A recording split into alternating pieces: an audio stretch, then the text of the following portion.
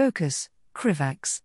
These new abilities of yours must become second nature if you ever want to make use of them in combat, said Vizier Hadix, studying Krivax carefully as he attempted to create a water elemental. I'm trying. This really isn't as easy as it looks, said Krivax. It usually took an experienced mage around a year to learn how to conjure a water elemental, but Crossus was right when he said that it would come naturally to him. I think I've made some good progress over the past few days. Make better progress. Knowing that trying to argue with Hadix was a useless endeavor, Krivax focused on the matter at hand. It had only been a few days since the two of them happened to find themselves in Killercook at the same time, and Hadix had already returned to old habits. The Vizier had quickly dragged him off to an expansive, well-lit room with a multitude of magical training dummies and began instructing Krivax on how to train his new abilities. Picturing the image of the elemental in his mind, he began to summon the water that would make up the elemental while weaving the arcane spell that would hold it together. Feeling his arcane magic answer his call, Krivax slowly willed the water to rise and take form within the bounds he'd given it. At first, it was nothing more than a puddle on the ground, but it continued to rise as he focused on the spell. After the swirling mass of liquid had transformed into a towering water elemental as tall as Krivax, he let out a relieved breath and quickly channeled his life magic into the creature. It wasn't long before Krivax felt a connection between him and the elemental sprung into being, and he knew that he had succeeded. That one went by pretty smoothly. How long did it take? Krivax asked proudly, glancing toward Hadix. 37 seconds. Better than your previous attempts, but still too slow to be used in the middle of combat, Hadix announced with a stern expression. You need to be able to summon an elemental in the span of a breath if you intend to use them on a battlefield. Someone as young as you should never be able to learn such complex magic so easily, so I suggest you take full advantage of your ridiculous luck. Hadix's reaction after he saw Krivax for the first time since his transformation had been one of intense exasperation. The Vizier had reprimanded him at first for getting involved in matters beyond his ability and accepting power from an incomprehensibly powerful dragon he barely knew, but Hadix abruptly stopped halfway through his lecture. According to him, trying to stop Krivax from being ridiculous was an exercise in futility. Which was probably true, but still hurtful. I see no point in further attempts to lower your casting time. That is something that you can practice without my guidance, said Hadix, crossing his arms. They were both very busy managing their respective divisions, so they both needed to manage their time wisely. Now, we should focus on your ability to control and direct your water elemental during combat. In addition, you should also adjust to using your new life-related abilities in combat. The best way to evaluate your current capabilities is through a short duel. Krivax felt a hint of nerves that quickly turned into eagerness. Hadix was right that a hands-on approach would be the best way to figure out what Krivax needed to work on. Besides, they were already in one of the circle of Vizier's secluded training chambers, so they would be able to practice without interruption. It had been a long time since Krivax had actually gone toe-to-toe with his mentor, so this would be a good way to see how far he had come. Moving to opposite sides of the room, the two mages both took their positions before facing each other.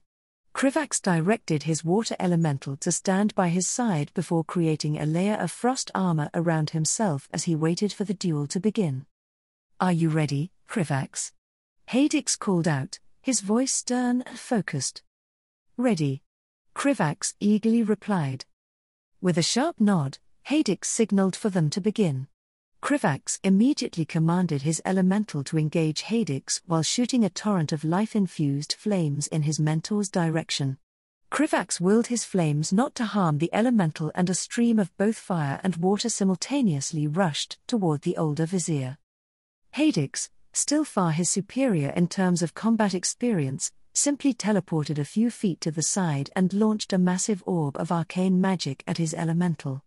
Krivax barely managed to engulf that sphere in a wall of flames before it managed to hit its target. He replied with a volley of frost bolts and stone spikes in order to buy time to cast a ward against spatial magic. Quick reaction. It seems that flames come to you the fastest after your transformation, said Hadix, sounding vaguely impressed as he continued to launch constant attacks toward Krivax. Don't forget to give orders to the elemental. You should never allow your opponent to take the initiative. The elemental isn't the only way I can get back the initiative. With that in mind, Krivax had it rush his mentor without any concern for the damage it might take. As his mentor was dealing with the elemental, Krivax took the opportunity to prepare his next course of action. Hadix hadn't been there when Queens were testing the limits of his ability, so the Vizier didn't fully know what he was capable of. That was why it was so effective when Krivax pulled on half of his reservoir of life magic in a single moment and exploded in a nova of fire that covered the massive training room in flames. Hadix reeled back in momentary shock, likely having forgotten that Krivax's flames burned only what he wanted them to, and summoned a triple-layered barrier far stronger than his previous ones. Krivax didn't let up and used the surprise to his advantage. Moments later, all of the fire in the room streamed toward the barrier and engulfed it in a towering inferno that blocked out all sight. Krivax then completed the geomancy spell he'd been casting to sink the earth beneath Hadix's feet and throw him off balance. Such a spell could have easily been something more lethal if this weren't a friendly spar, and Krivax felt proud of himself for managing to catch Hadix off guard. At least until he heard Hadix's characteristic drawl a few feet behind him. That was rather impressive. If you improve your wards against spatial magic and remember to check for illusions, you may actually be able to threaten mages superior to you in experience, Hadix remarked with a rare hint of pride as he dispelled the magic hiding him from sight. Although, it would have been far harder to teleport out of the barrier if you were truly willing to burn me and keep the room engulfed in flames. Should that plan you mentioned to me earlier regarding the golem prove fruitful, I suspect you would make for a threatening combatant, Krivax. Feeling slightly embarrassed at his oversight but still happy with Hadix's assessment, Krivax nodded in gratitude. Thank you, Vizier Hadix. I'll remember to be more thorough in the future. Good. Now let's begin again. The only method to properly form these habits is through continuous practice. The next hour was very illuminating as Hadix pointed out each of Krivax's deficiencies as they continued to duel. Every time he tried to overwhelm Hadix with his newfound abilities, the seasoned Vizier managed to find a clever way to surprise him or exploit a weakness he hadn't previously noticed. Things did get a bit more difficult once Hadix realized how quickly Krivax was now able to regenerate from his wounds. Learning how to fight through pain was a lesson that Hadix apparently found very important to teach. Once they were finally done, the two of them stood in the center of the now battered training room. Krivax was surprised to find that he felt completely fine while Hadix was beginning to show signs of exhaustion. He had learned over the past hour that his regeneration and inexhaustible stamina were some of the most significant advantages he had gained from Alexstrasza's gift. His life-infused fire was useful too, as he could easily throw out a stream of fire while casting a different spell, but simply being able to outlast his opponents was an incredible boon. On the other hand, Krivax learned that he needed more effective offensive options against enemies who could defend against or simply avoid his current attacks. His fire was powerful, but that meant nothing if Hadix simply sank into the ground, created illusionary decoys, or teleported out of the way. Krivax already had a few ideas on how he could remedy the situation, but it would take some time to bring everything together. Thanks for the help, Vizier Hadix, Krivax said sincerely, knowing he wouldn't have been able to identify these strengths and weaknesses quickly without the Vizier's help. I'll continue to practice conjuring those water elementals. I feel like I would be in a better place if I could just create a dozen of them like Archmage Modera. I'm sure you'll eventually succeed, against all common sense and reason, Hadix dryly replied, a hint of amusement in his eyes. It's a shame that I must return to the Eastern Kingdoms so quickly. We could have made a significant amount of progress if we had more time. Oh? Have you made any progress on finding the void artifact that the aspects mentioned? Krivax asked curiously, suddenly reminded of Hadix's ongoing mission. I haven't.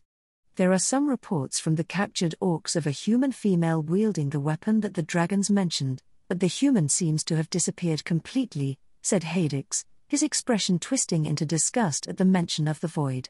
If this Xalatoth is as powerful and cunning as the dragons claim, then finding it will be difficult, but I will succeed eventually. Krivax nodded in agreement. After sharing his meta-knowledge with the aspects, they decided to delegate many of the tasks that they couldn't immediately accomplish either to their flights or mortal organizations. Hadix's pursuit of Xalatoth, a powerful void entity bound to a dagger, was one of those delegations. I see. Things have been really busy for the both of us recently, and I doubt that's going to change anytime soon, said Krivax, already feeling mentally exhausted as he remembered what was going on in the Eastern Kingdoms. Ironforge and Nerubian had both been sent into an uproar after the discovery of Archidas, especially after the Keeper sent invitations for both nations to send him their brightest scholars. Dalaran was similarly going through many changes after Kulgos of the Blue Dragonflight and Chromie of the Bronze Dragonflight expressed their willingness to teach a few mortals their magic. The Red Dragonflight had openly announced their desire to recruit skilled warriors as Dragonsworn, and Krivax had even heard rumors of the Green Dragonflight being seen near Gilneas and Kultiras.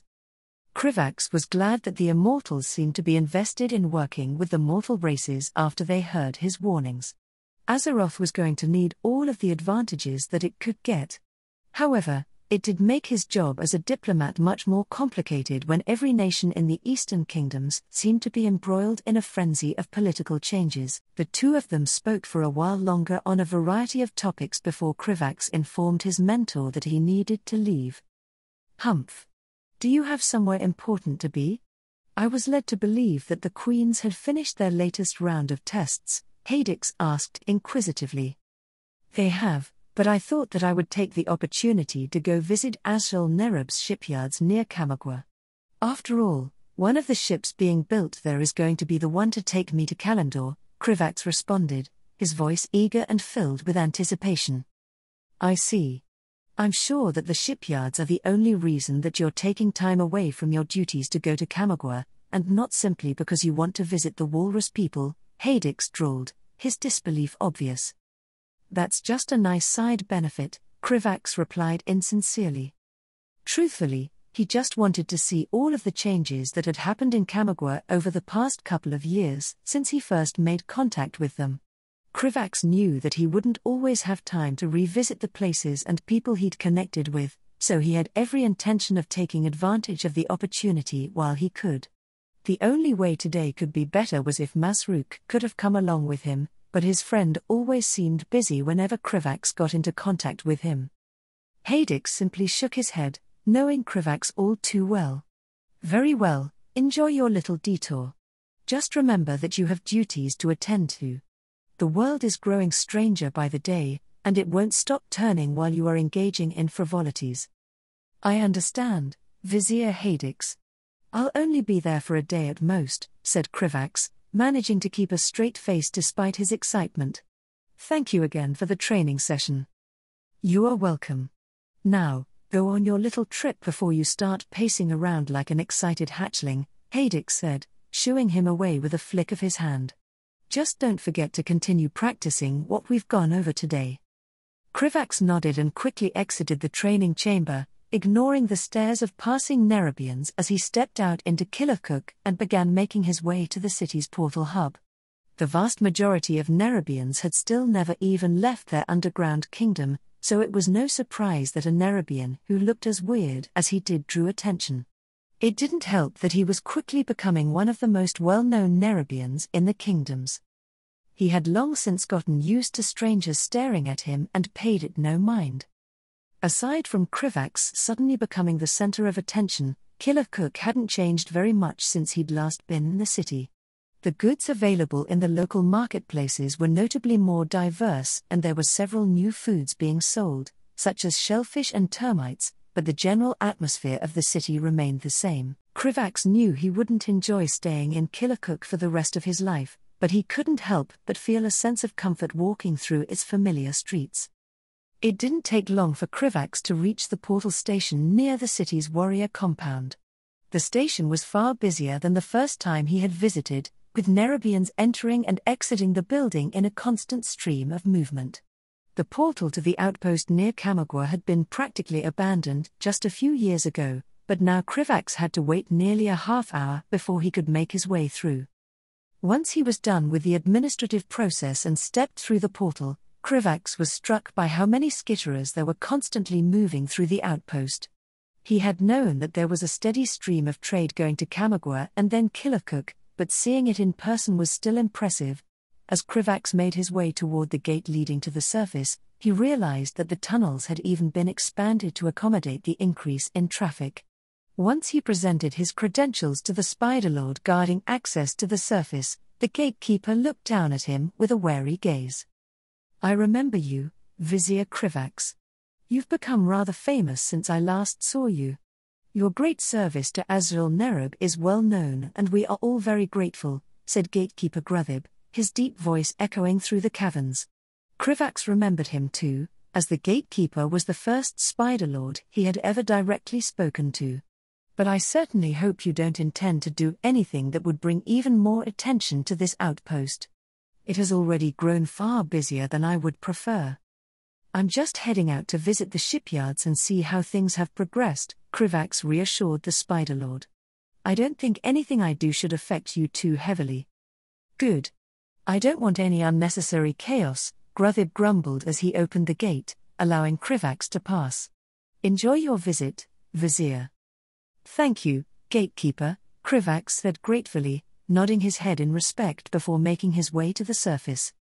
The first thing that he noticed was that several Nerubian buildings had been constructed around the entrance of the tunnel, with several guards and administrators examining any incoming wares.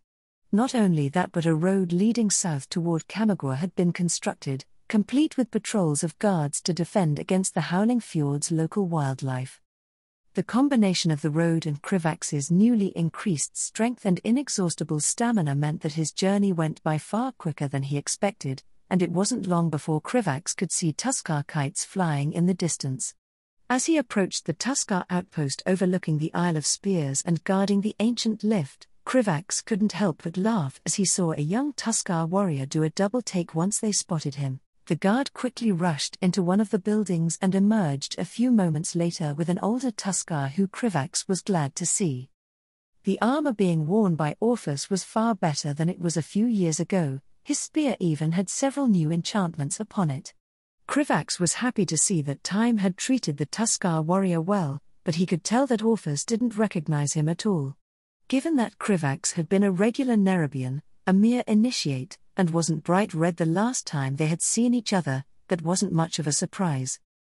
"Welcome, traveler," Orphus called out hesitantly, squinting up at Krivax as he studied him. "You are not like any Nerubian that we've ever seen, even among the viziers. What brings you to the Isle of Spears?" "Hello, Orphus. It's been a long time since we've last met," said Krivax, amused as he saw the confusion growing on the Tuskar's face. "It's me, Krivax. I've gone through a few transformations over the past few years, but I was in Kilakuk for business and thought that I'd pay Kamagwa a visit." Orphus stared at him for a moment, his eyes widening as recognition finally dawned on him. "Krivax. I can hardly believe it's you. You look so different. It's been far too long, my friend. Welcome back." Krivax chuckled in delight. "It's good to see you as well, Orphus. I'm surprised that you believed that it was me so easily." "Well, relations between us and Azrael Nerub have improved a lot over the past few years, but I still haven't met any Nerubians as friendly as you," said Orphus with a chuckle. "Besides, there's something about your voice I'd recognize anywhere. Come, I will take you aboard the ancient lift and show you around Kamagwa and Icekal. Things have changed a lot since you left." Krivax nodded happily and followed Orphus as they made their way to the ancient lift, cheerfully greeting the Tuskar guards that they passed along the way. Surprisingly, there were quite a few people waiting to take the lift down to the Isle of Spears, including several Nerubians, so Krivax took the chance to observe the Tuskar island from his high vantage point while he waited his turn. Both of the two Tuskar villages on the Isle of Spears, Kamagwa and Icekal, were larger than he remembered, with numerous new structures having been built since his last visit. Kamagua's port in particular was much more expansive, with several trading ships from the Eastern Kingdoms visibly docked nearby. With his powerful vision, Krivax turned his attention further south to the smaller, unnamed islands south of the Isle of Spears and saw Azrael Nerub's primary shipyard. There was a large dockyard in which several ships were under construction, as well as several Nerubian warehouses nearby. This location had been chosen due to its relative proximity to the Howling Fjord's abundant lumber and the Tuskar villages for their expertise. Although Azrael Nerub was primarily relying on hired experts from the Eastern Kingdoms to teach them how to build ships, the Tuskar had helped a lot during the initial stages of construction. It was eventually their turn to take the ancient lift, and Krivax stepped onto the primitive cable car with Orpheus. As they began making their descent toward the Isle of Spears, Krivax noted that the ancient lift had gone through a few improvements. Its rope was now made of sturdy Nerubian silk, and the wooden platform they were riding on was now covered in enchantments designed to reinforce its structure.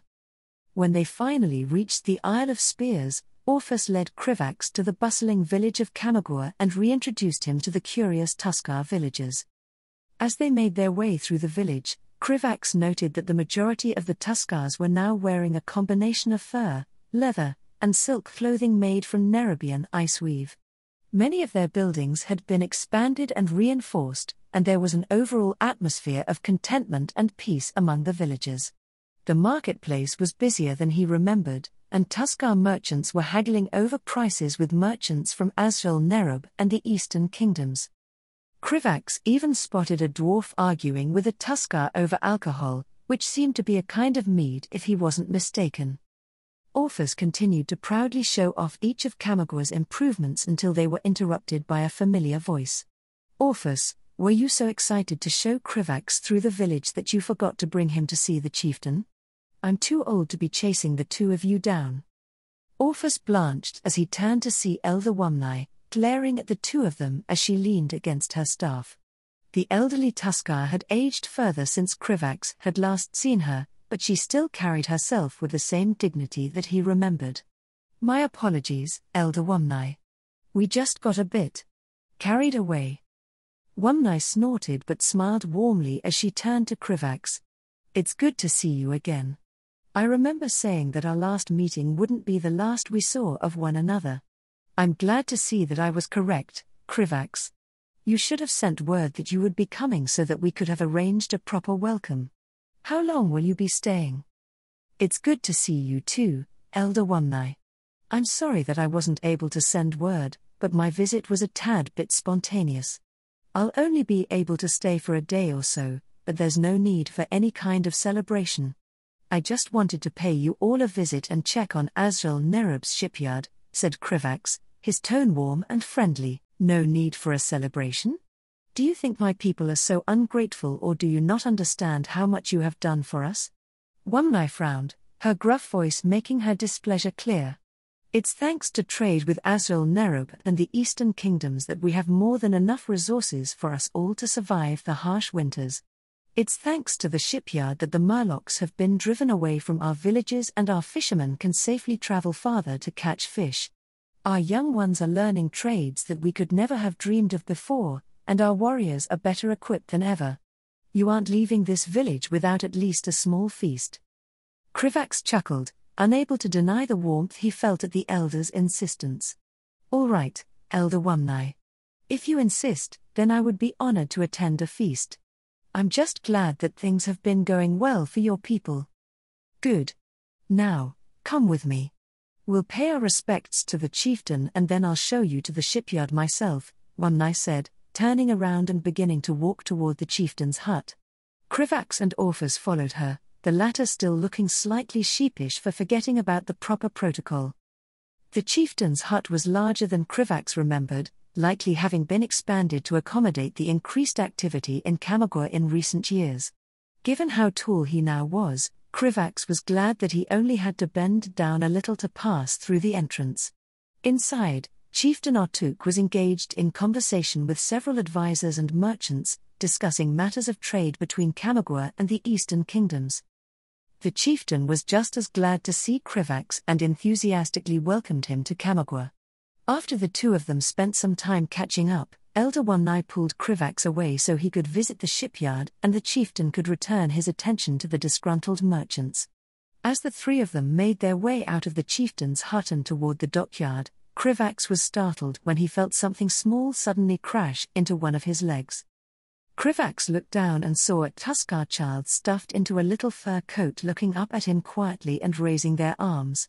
It took a moment for him to recognize the child, but when he did, Krivax immediately reached down and gently lifted the child with a single hand. "Kafu. You've grown while I was gone. How did you recognize me so easily?" Krivax asked, genuinely curious as he looked at the young Tuskar. One-Eye snorted as she watched the scene unfold. "That one will start training with me and the other elders once he comes of age. The spirits favor him, and they likely told the boy of your arrival." Kafu was as quiet as he hugged his arm and merely looked around the village in curiosity from his new high vantage point. Krivax chuckled warmly and placed the Tuskar child on his shoulders before they continued on their way to the dockyard. Although the Nerubian dockyard was built on a different island, Azrael Nerub had constructed a large bridge connecting the two to better facilitate the transport of people and materials. Krivax recalled having to ford it the normal way back when he helped the Tuskars dislodge the Murloc village and being very thankful he had magic to keep himself warm and his robes dry when he did so. This was much more convenient in comparison. Once they finally reached the dockyard, Krivax took a moment to admire the hard work that had gone into its construction and continued operation. Azrael Nerub was a nation uniquely blessed with resources and manpower, and it was clear that they had put both to good use in quickly creating a shipyard comparable to those of the more experienced seafaring nations. The main dock was vast and filled with the hustle and bustle of Nerubians, Tuskars, and hired experts from the eastern kingdoms. Krivax could see several ships in various stages of construction, their frames slowly taking shape as Nerubians climbed all over them and worked diligently on every part of them. Nearby, he could hear the sound of wood being processed into planks before being steamed into shape by rollers to make them ready for use in shipbuilding.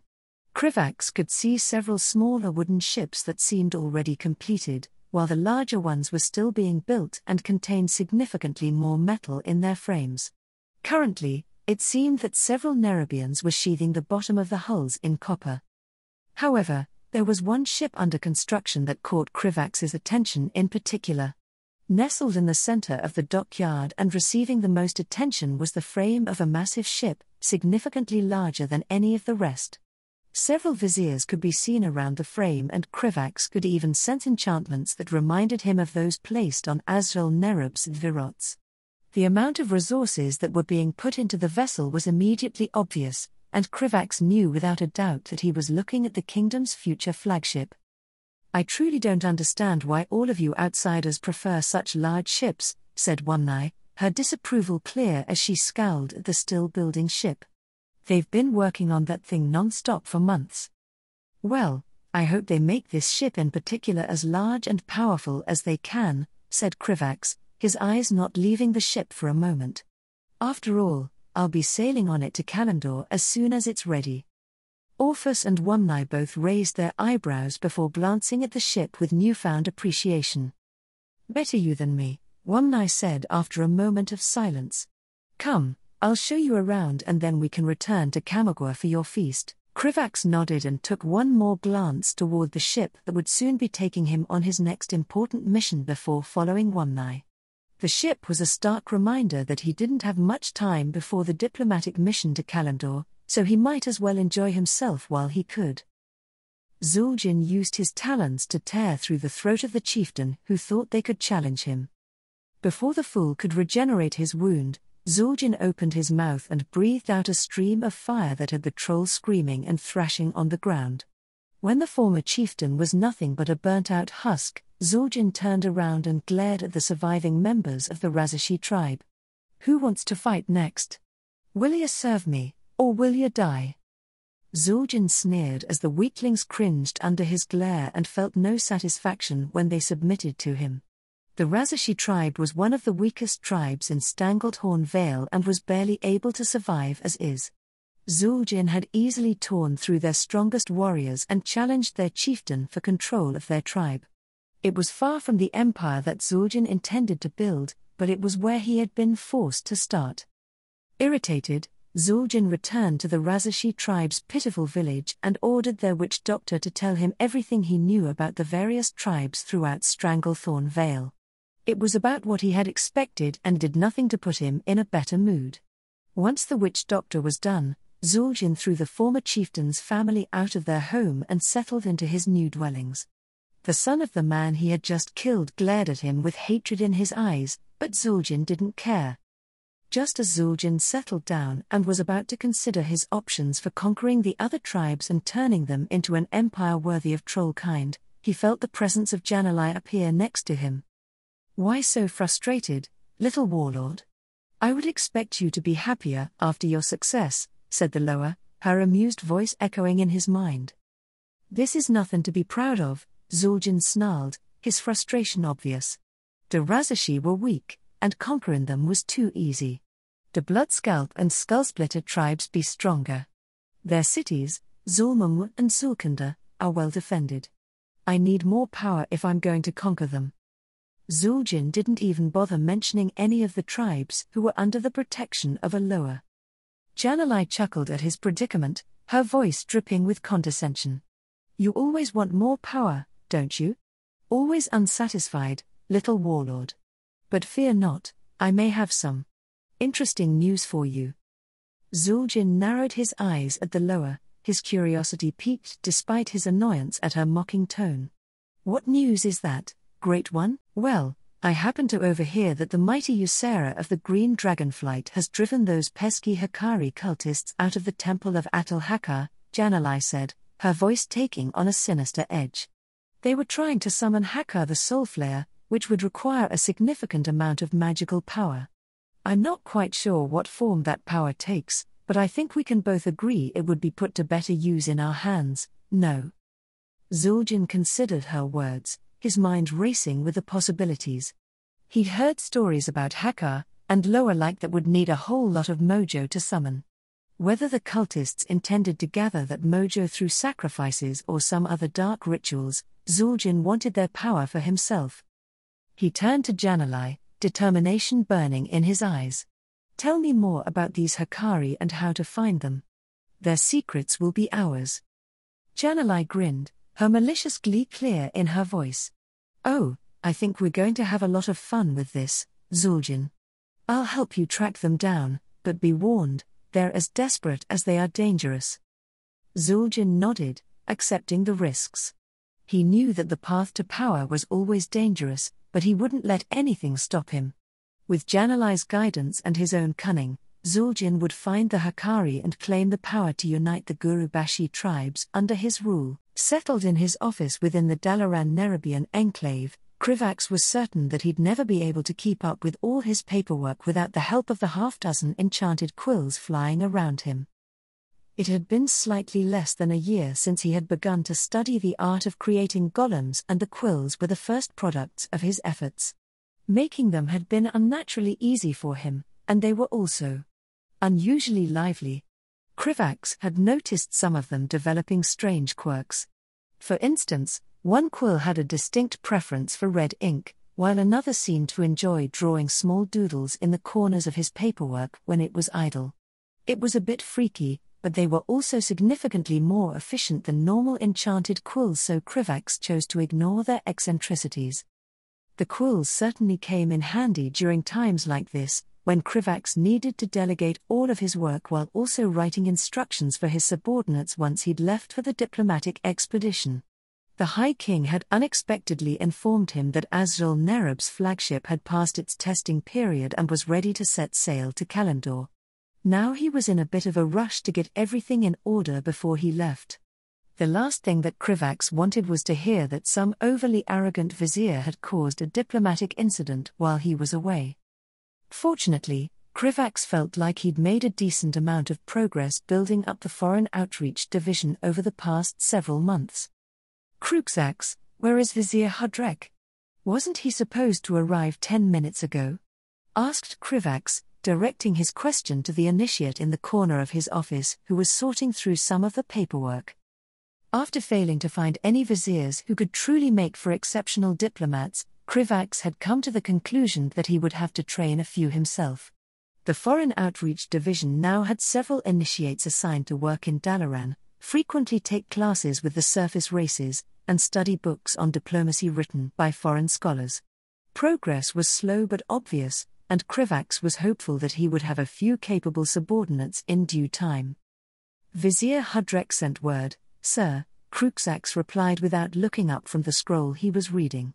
"He's finalizing the documentation on the recent dispute between Alterac and Stromgard. He said he would be late." Krivax sighed.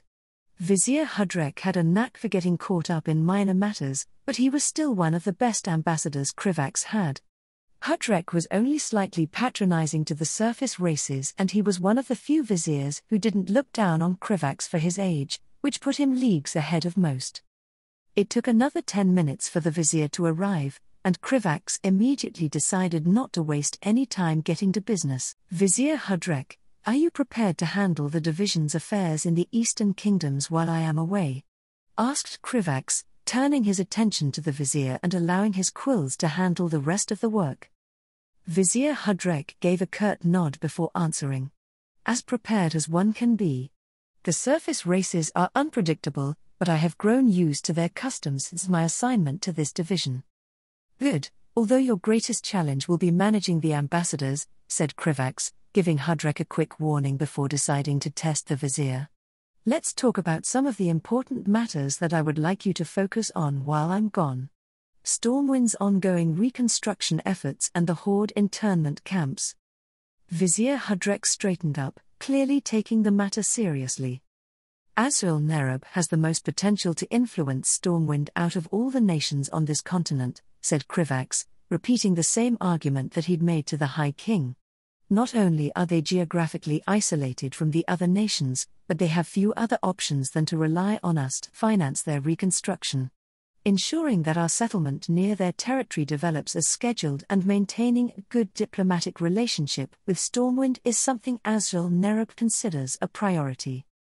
There were still many scattered orc groups through the countryside, but all the large groups had been dealt with and Stormwind had fully reclaimed most of its territory. Krivax had personally visited the ruins of Stormwind City and seen the devastation left behind by the Horde. Although they had a long road to recovery, the citizens of Stormwind were determined to rebuild their home. "I'll be sure to work closely with our ambassador to Stormwind. I don't see too many issues arising from that direction," said Vizier Hudrek, nodding in agreement. "I'm more interested in what is happening with the internment camps. It was my understanding that nothing of significance has changed in regard to them. In fact, the orcs have become significantly calmer and there are far fewer recorded incidents."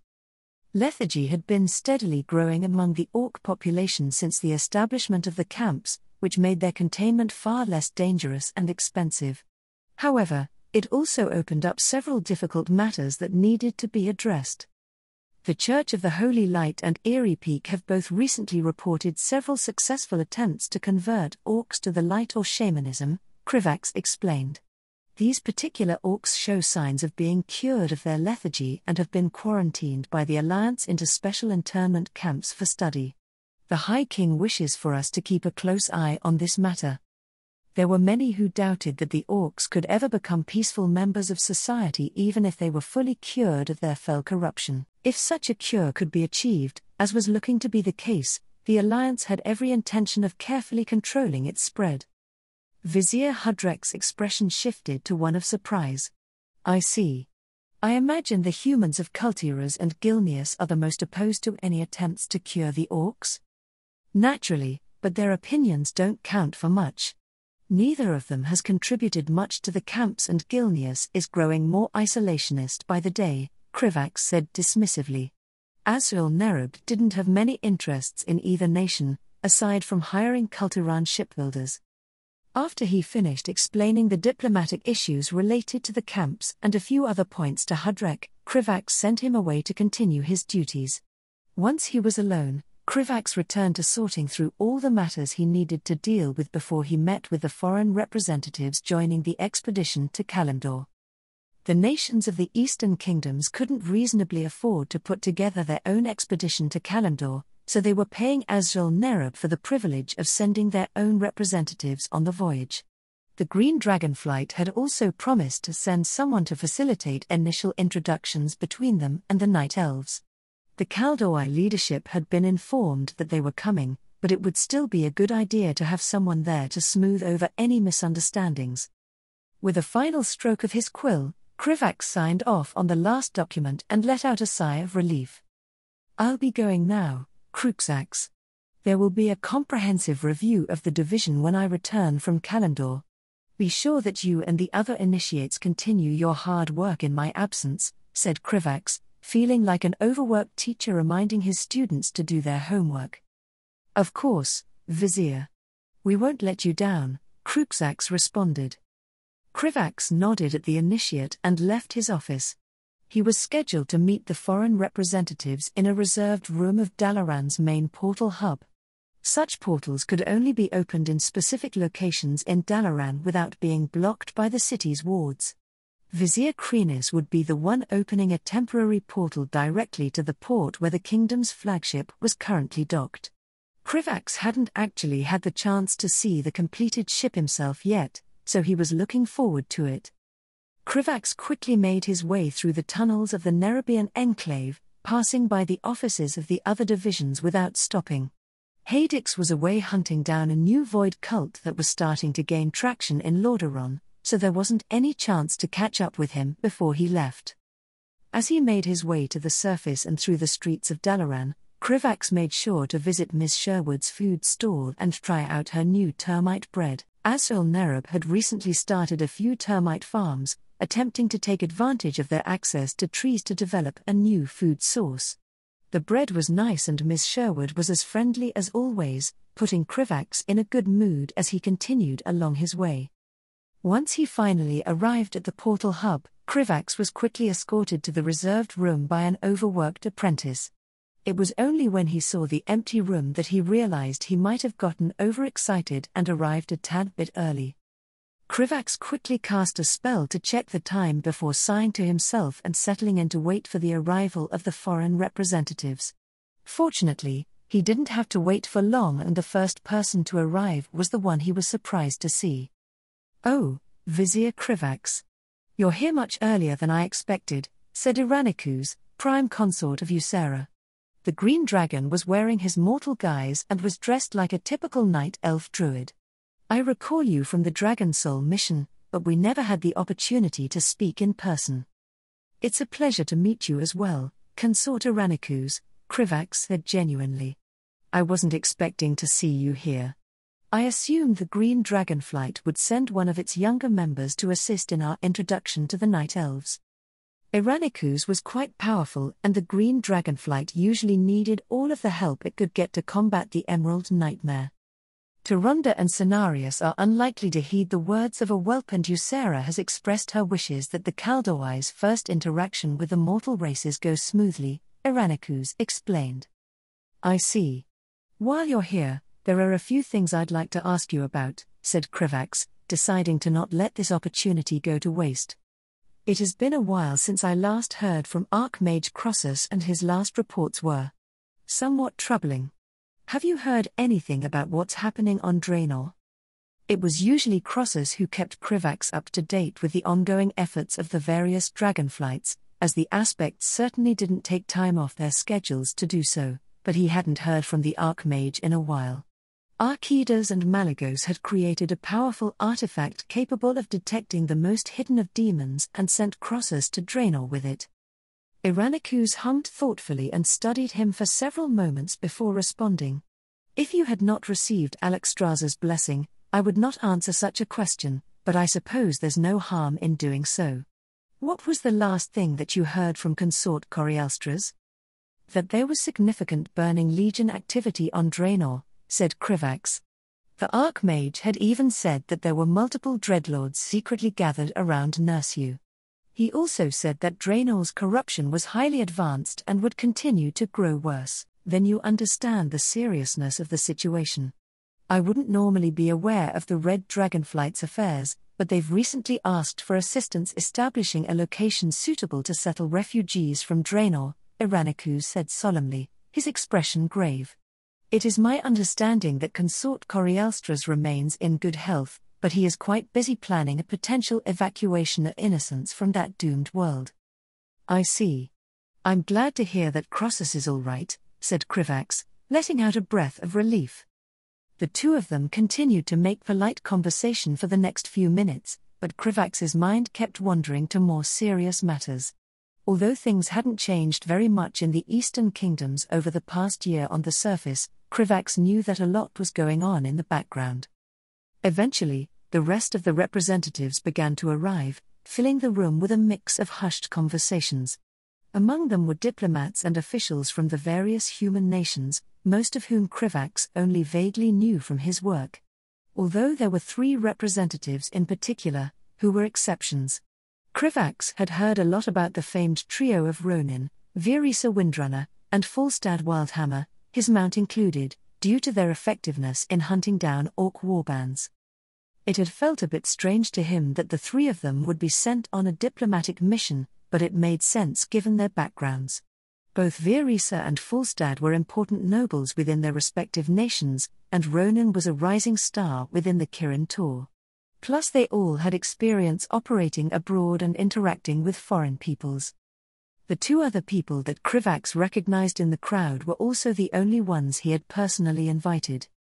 Trixie, I'm glad you were able to make it, said Krivax, greeting the pink-haired gnome as she entered the room with a few others sent by the Explorers League.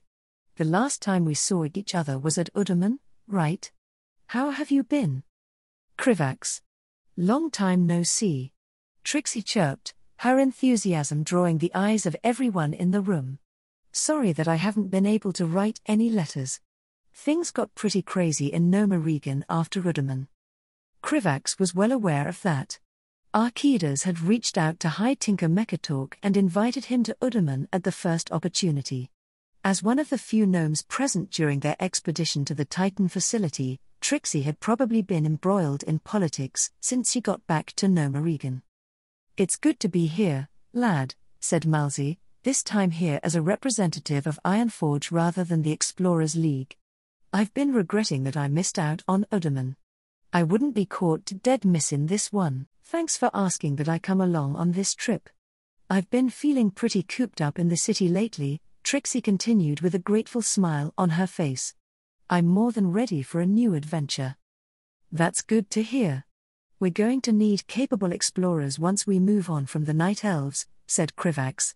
Kalimdor was a dangerous continent, and pretty much everyone aside from the Tauren, the Night Elves, and maybe the local Furbolgs could be assumed to be hostile. There was a good reason that Krivax was bringing along the best warriors he could get his hands on for his protection detail. Oh, don't worry.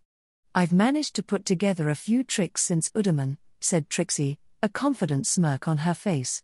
Gnomish technology has improved a lot lately, especially in the field of combat.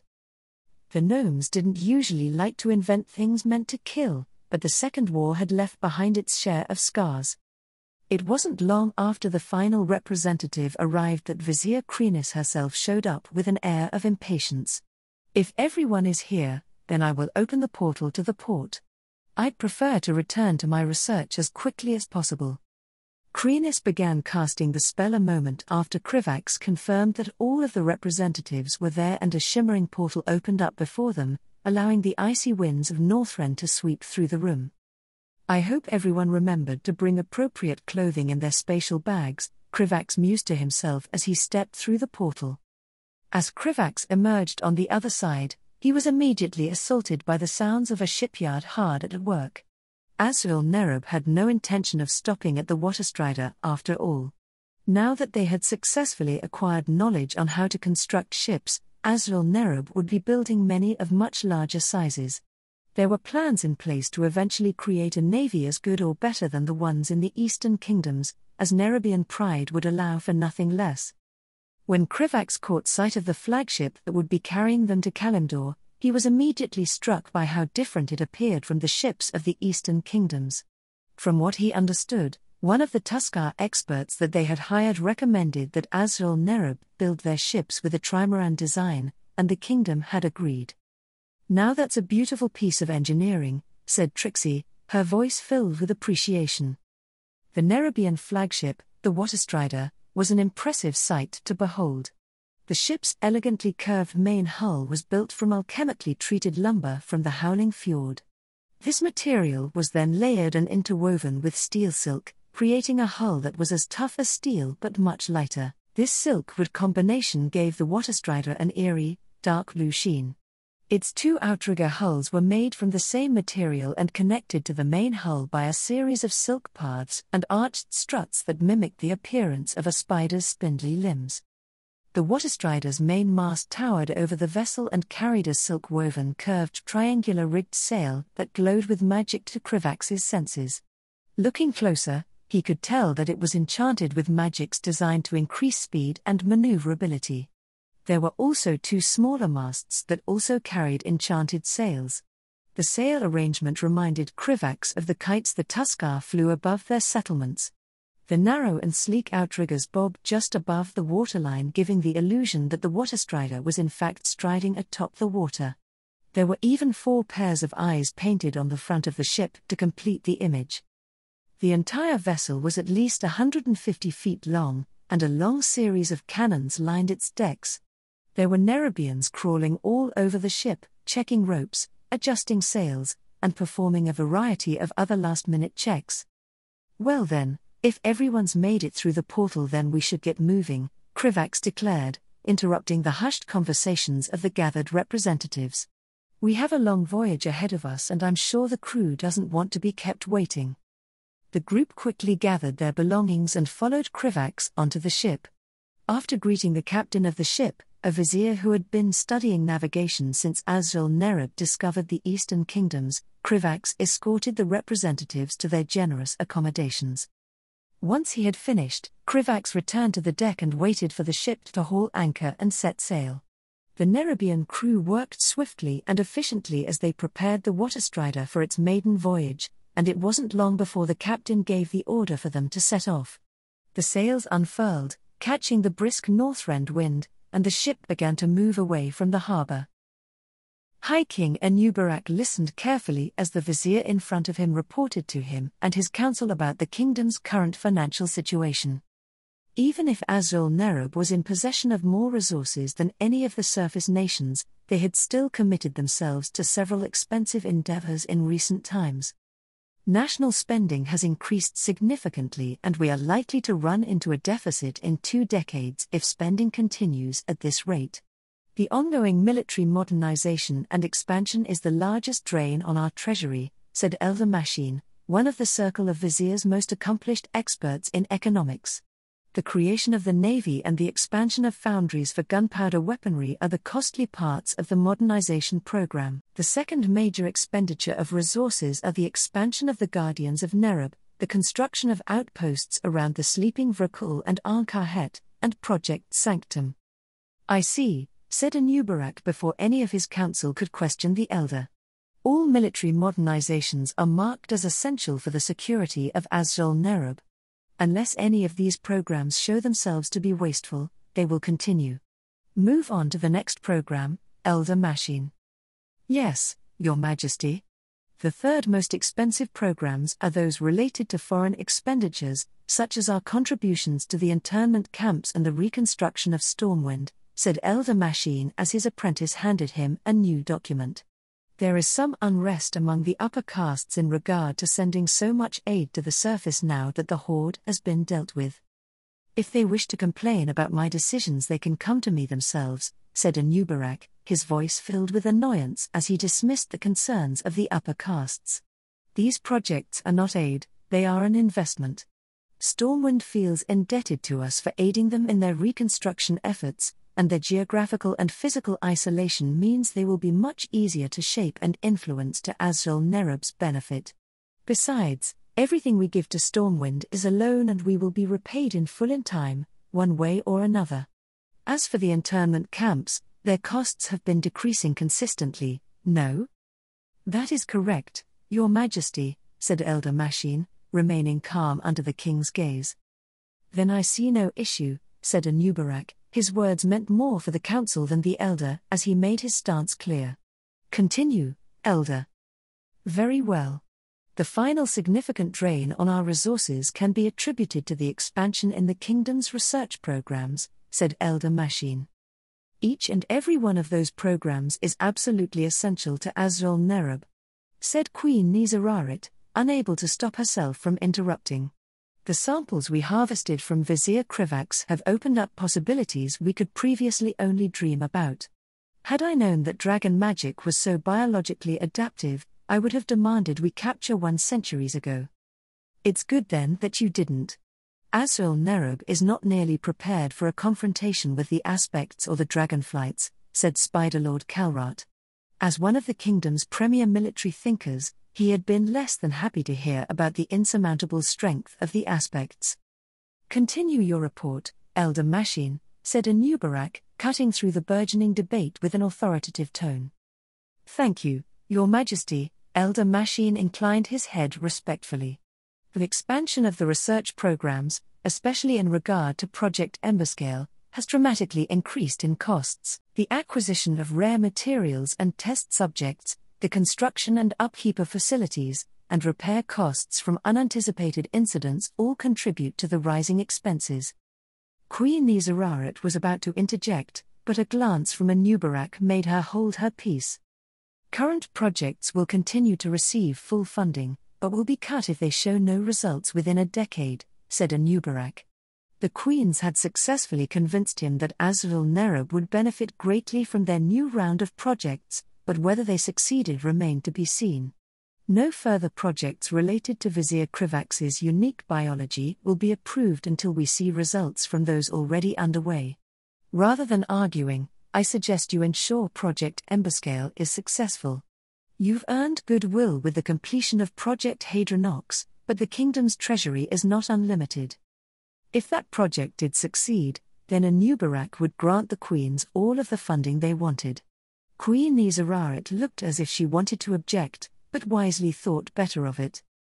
As you say, Your Majesty, said Queen Nizararit, lowering her gaze. I'm confident that we will have success with Project Emberscale within a few years, especially now that we've refined our criteria for test subjects. That is quite the claim, Queen Nizararit. I hope you are able to live up to it, said Anubarak before turning his attention back to the elder. If there is nothing further, then you may leave. Yes, Your Majesty, said Elder Machine, bowing respectfully before leaving the council chambers with his apprentice following close behind. As soon as he was gone, Vizier Yataman spoke up with a hint of exasperation. It is somewhat baffling, Your Majesty, that we find ourselves lacking resources. Anubarak couldn't disagree. Azrael Nerub had always had more resources than it could realistically use, and he could hardly remember the last time he had to consider cutting important programs due to a lack of budget. It was a rather novel experience. Our financial concerns should be alleviated once the military modernization has been fully completed. We still have a few decades before it becomes a problem, said Weaver Tootingcash. Trade with the Eastern Kingdoms has been steadily increasing and becoming increasingly profitable. We can re-evaluate our current situation in the future. Agreed. Let us move on to the next matter on the agenda, said Anubarak, turning his attention to Seer Dranix. I believe you wish to bring someone to speak before the council. Indeed, Your Majesty, said Seer Dranix, his voice quiet as he spoke for the first time since they began the meeting. I would like to call forward Seer Ixit to give an update on the tide of death we seers have all seen in the kingdom's future. Many of us have recently seen signs of it changing, and I believe the council should be made aware of it. Anubarak felt his mood drop, both at the mention of the troublesome prophecy and the seer who had been removed from his council. Is this something that you are truly incapable of doing yourself? Forgive me, Your Majesty, but Seer Ixit is widely considered to have the clearest divinations in Azrael Nerub. Anubarak considered the matter for several moments before deciding to allow it. There had been a few members of the Order of Kalchut who had shown signs of being dissatisfied with their current circumstances, but Seer Ixit was not one of them. By all accounts, he continued to act within the interests of Azrael Nerub and not attempted to contact any of his former compatriots. "Very well, allow him in," said Anubarak, suddenly glad the elder Nadox was busy elsewhere. He and Ixit had a rather complicated relationship in recent times. Seer Dranix gave a deep bow as one of the dread stalkers left to retrieve Seer Ixit. After a few minutes, the enchanted doors of the council chamber opened and Seer Ixit stepped into the room for the first time since he had been removed from the council. "Your Majesty, members of the council. Thank you for allowing me the chance to speak before you today," Seer Ixit said, his voice soft but steady as bowed before them. "There have been significant changes to the future of the kingdom that I believe you should all be made aware of." Anubarak nodded, a silent gesture for him to continue. Seer Ixit took a moment to collect his thoughts before he continued. "As you all know, every seer in Azrael Nerub has been beset with predictions of a tide of death in the kingdom's future. It is only recently that these predictions have suddenly begun to change for unknown reasons. The tide of death is still as inevitable as always, but it now feels further away from our lands than it previously was." "Truly? How unexpected. Recently, I have come to expect to hear nothing but bad news when a seer comes to tell us of the future," said Vizier Yataman, his expression pleasantly surprised. "Then I'm afraid I'm not going to be an exception. The news I bring is both good and bad," said Seer Ixit, sounding genuinely apologetic. "Although the calamity is now far from our lands, it is close enough in time that I can more clearly foresee its nature. I now believe the tide of death to be much more literal, as in the work of a powerful necromancer." Alarmed, Anubarak turned his gaze to Seer Dranix. "It is as he says, Your Majesty," said Seer Dranix, answering his silent request for confirmation. "There are many who report seeing signs of the undead in their visions." Anubarak was quiet as he contemplated the idea of a necromancer powerful enough that every seer in Azrael Nerub had been seeing signs of their coming for years. "If what you say is true, then this necromancer is a threat of the highest order," said Spiderlord Kelrat, giving voice to Anubarak's thoughts. "Such an enemy would be perfectly equipped to defend themselves against our greatest strengths and exploit our greatest weaknesses." Spiderlord Kelrat was correct. Azrael Nerub's military was exceptional because their forces were unwavering and could consistently be replenished until their enemy was depleted. Such a tactic would never work against a necromancer, as they would grow inexorably stronger the longer any conflict continued.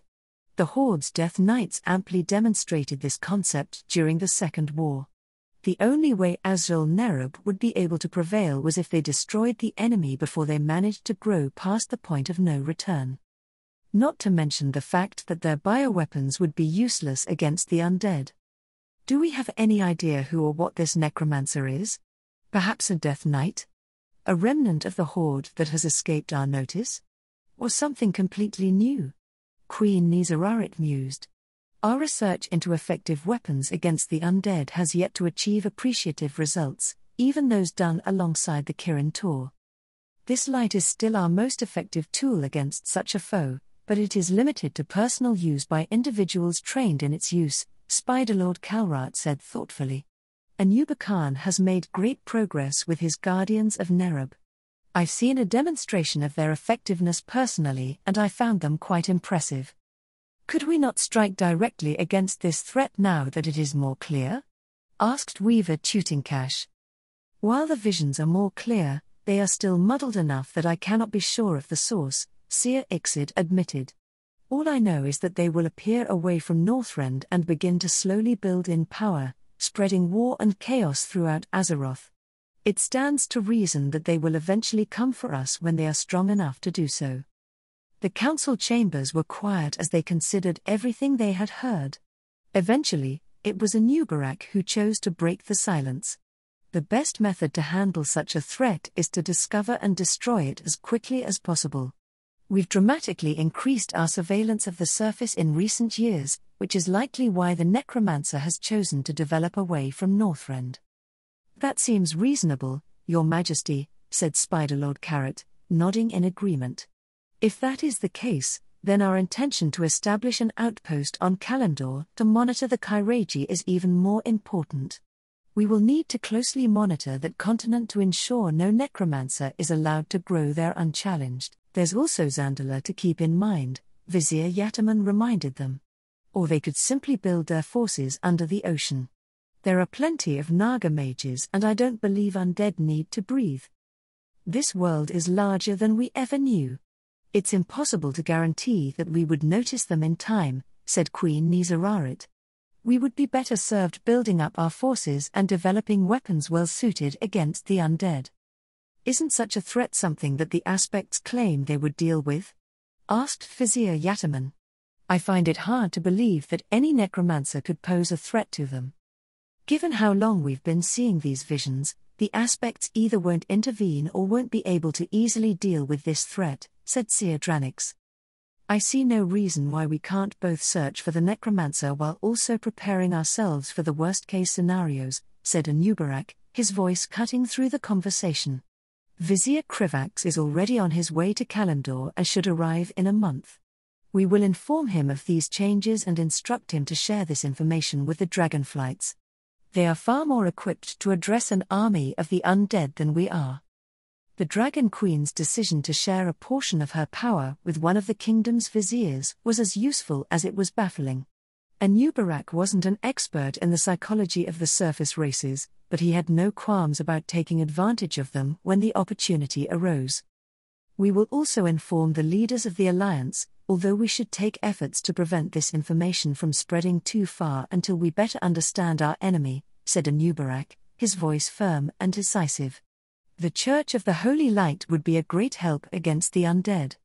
Increased funding will be allocated to the Guardians of Nerub for similar reasons. Seer Ixid, what is your best estimate for when this necromancer will emerge? There's no way to be certain, Your Majesty, but certainly sometime within the next few years, said Seer Ixid after a moment of hesitation. Interestingly, there are some indications that they may arrive earlier than we had initially foreseen.